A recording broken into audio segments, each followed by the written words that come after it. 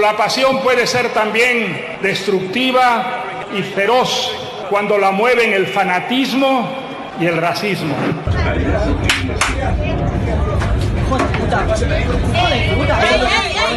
Suéltalo, suéltalo, suéltalo, tío, suéltalo, suéltalo, suéltalo, suéltalo, suéltalo, suéltalo, suéltalo.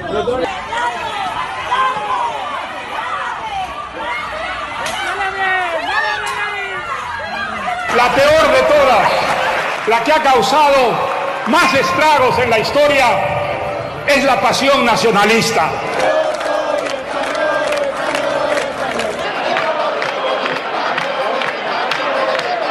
El nacionalismo ha llenado la historia de Europa y del mundo y de España de guerras, de sangre y de cadáveres.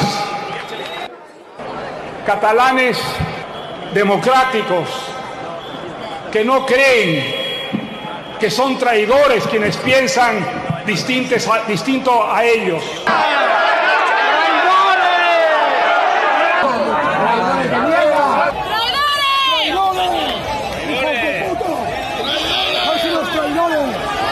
Son catalanes que no consideran al adversario un enemigo, que no ensucian sus puertas ni destruyen sus vitrinas.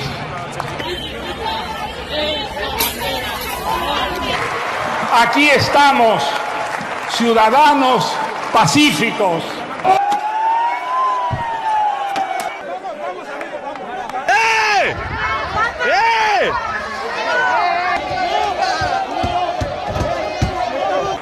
Que creemos en la coexistencia.